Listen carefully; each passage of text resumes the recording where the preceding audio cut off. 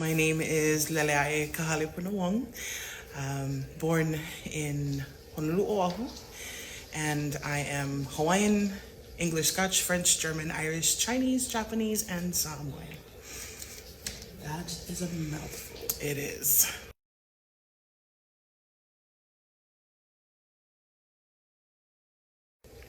Growing up in Hawaii,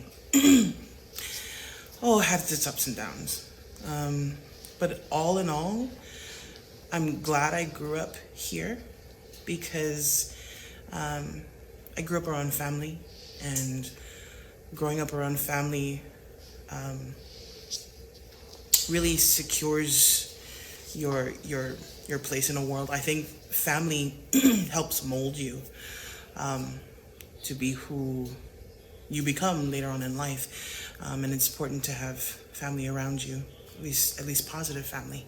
So I'm glad I grew up in a place like this because it was so rich with culture and positive influences, and taught me a lot of things that I would need later on in life that I think not a lot of other places offer. And I mean, yeah, like I said, had its ups and downs, but I think in the long run, I turned out all right.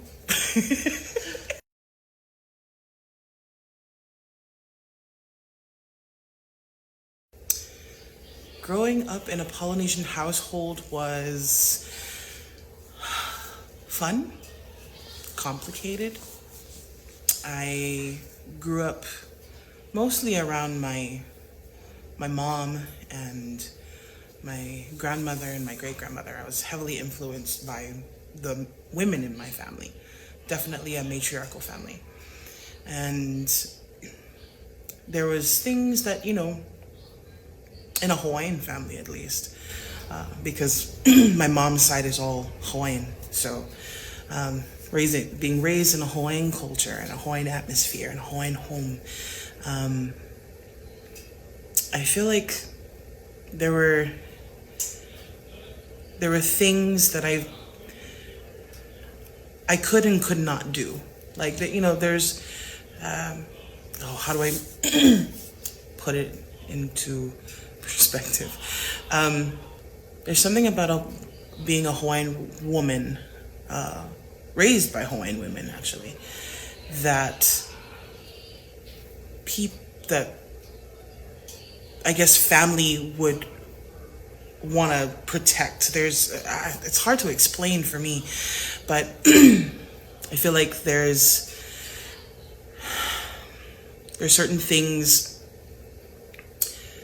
that Hawaiian women are expected to be. You're expected to clean the house and take care of the children and cook and clean and stuff like that.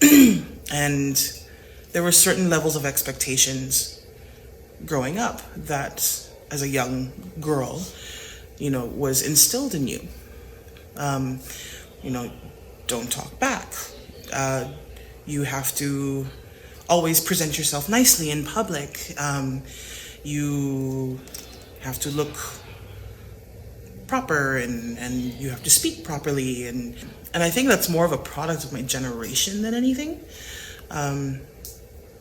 Having to speak correctly and not speaking pidgin, because that was my mom was heavily into that. She was very strict about that. Always speaking properly and never using pidgin. And because I was such a tomboy, sometimes my mom would have a hard time getting me to dress like a girl, because I wanted to be comfortable and wear long shorts and t-shirt and just be tomboyish. But my mom was like, no, you're supposed to dress like a girl. So yeah, I think I don't know if I can't say that all Hawaiian households are like that with their girls, but for me it kind of was, and it may not have been their intention, but that's just how it came out for me. And then on top of that, expecting to carry on traditions, the women in my family, they ran a shop.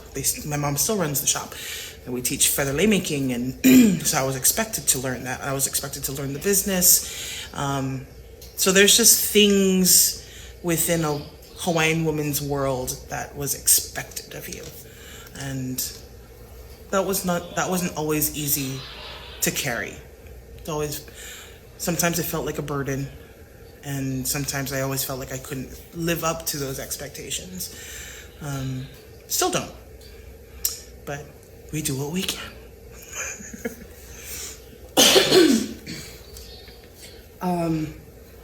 On that note, cultural customs and traditions, are you familiar with yours? Fairly familiar. I went to Hawaiian immersion from preschool. I went to Punanaleo, and then went into Kahalepuna from kindergarten to 6th grade. And within the constructs of Kahalepuna, I learned how to oli, I learned how to hula, I learned, of course, olelo Hawaii, that was a big thing. That was the whole point. But then I also learned, how to play ukulele. That was a mandatory as well, learning to play ukulele, and singing and such. So I learned a lot of the chants at a young age. I was in hula. I've had several teachers, several kumu that I learned hula from and learned oli from. But then I didn't carry it into my adulthood, unfortunately. I also learned the aspect from, the lehulu making from my family, and learning how it used to be done in ancient times, and then learning the modern version of that today. So I think I'm okay. I don't know everything. I mean, there's always room to learn more, but I think I'm okay.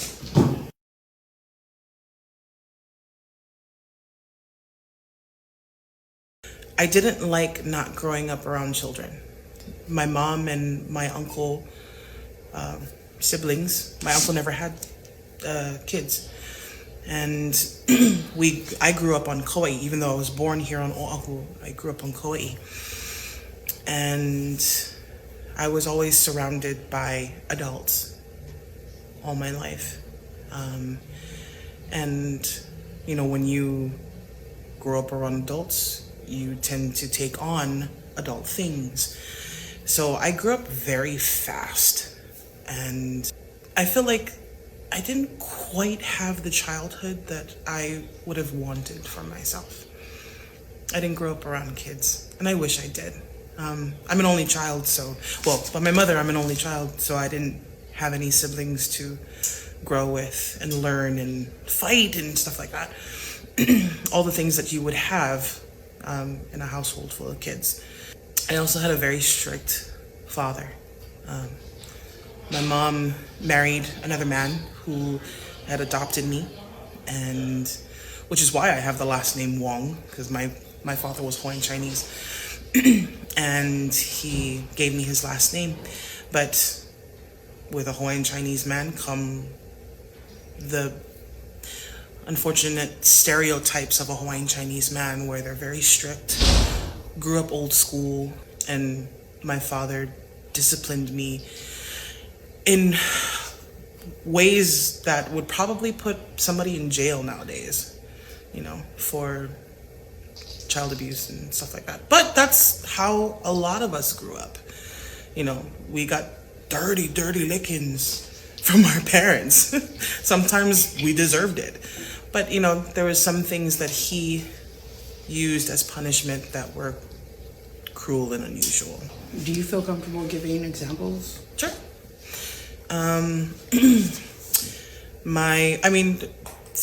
Say for example, I think most Polynesian kids have had this kind of punishment. If you lied, you either get soap in your mouth or you get chili pepper water or something like that. So my dad did the chili pepper water thing. He did Tabasco sauce mainly. He used Tabasco sauce, but he would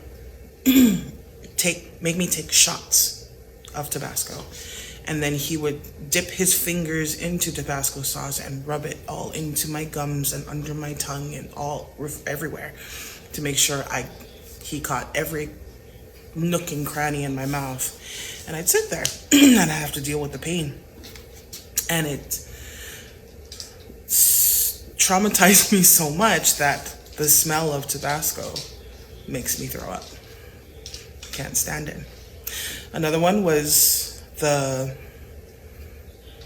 those who had, Asian Hawaiian parents, you had to kneel on rice, and my father would put rice in the corner and make me kneel on it, sometimes for hours, all because I couldn't finish my dinner because it had tomatoes in it, and I don't like tomatoes.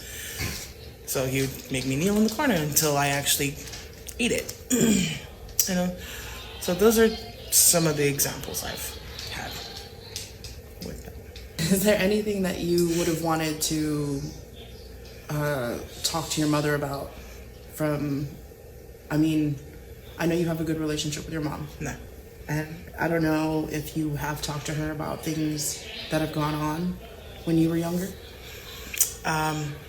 Actually, just very recently. Not even 3 weeks ago.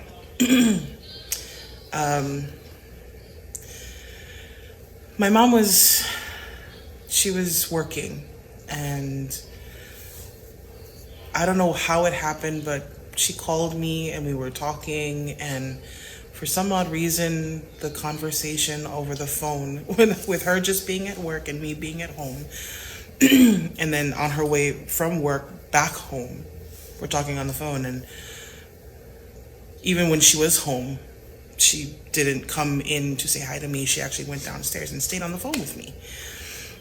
And we had probably about a 2-hour-long conversation and talking about just everything. And I had actually finally let it out that she had, so there was this, let's just fuck it, just get it all out. There was an incident that had happened. My mom, she was telling me that one day I'd come home and there was blood on my pants, and she wasn't sure, but she knew it wasn't what I said it was, because I had come home and all the back of my shorts, my board shorts, had all blood down it. And she had asked me, she's like, what happened? And I immediately said, oh, it must be my ma'i. I didn't notice I had it. Ran to the bathroom, cleaned myself up. And so I had revealed to her that I was raped that night. And she was quiet over the phone and she just let me talk. And afterwards, after I said my piece, she's like, why didn't you tell me before? I said, how am I gonna explain that to my mother? Like, this was years ago. Oh no, please don't cry. Please don't cry. Jesus Christ. It was, again, fuck it, let's just get it out of the bag. So I was about to turn 14, and I was out with some friends. We were at this tavern. A friend of mine was a dishwasher, and we were waiting for him to finish work. And there was this guy who I kind of had befriended. He was a friend of a friend. He was older than me. He was probably about 17. And he took a liking to me. And it was the first time a guy actually looked at me like that. And being a very impressionable 13-and-a-half-year-old, I took to it. And it felt nice. because I was always teased and I was always bullied for being a big girl and for always just being a little awkward. I was always an awkward kid. But because this guy looked my way, I went with it. Anyway, we were just hanging out and one of my friends had to leave and he was my ride. So the guy was like, hey, I'll take her home, don't worry about it. And he's like, he looks at me, he's like, you sure? And I was like, yeah, it's fine. So my buddy left and he and I were talking some more, and then my friend had called and said that he had forgot something in his car. So he's like, you want to come with me? I was like, yeah, sure. So got in his car. We drove from town, probably about 15, 20 minutes towards the east side of the island, drop off something that my friend forgot. And on the way back, he was holding my hand in the car and such, and it was nice, it was fine. Anyway, we come back into town, and instead of taking a left to go back to the tavern, we took a right. And I was, at that point, I was just thinking to myself, I was like, maybe he's taking me home. But instead, he takes a turn and parks in the parking lot of Napa Auto Parts. And stops the car, gets out of the driver's seat, comes to the passenger side, and gets in. So, as kids do, we made out, and it was nice and stuff. But then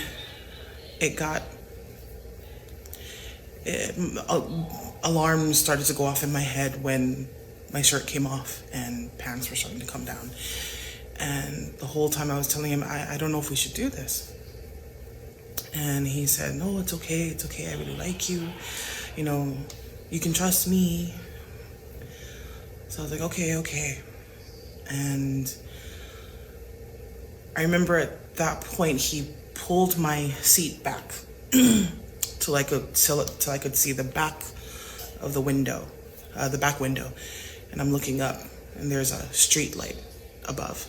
And I remember looking at it, and as he pushes himself on me, I remember immediately putting my hands out and telling him no. And he goes, if you like me, you'll do this. And without even me saying anything, he goes. And then I remember feeling the pain and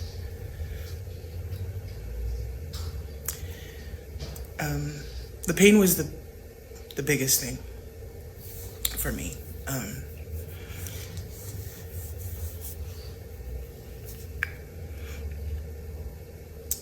So he kept going, even if I was screaming and stuff. And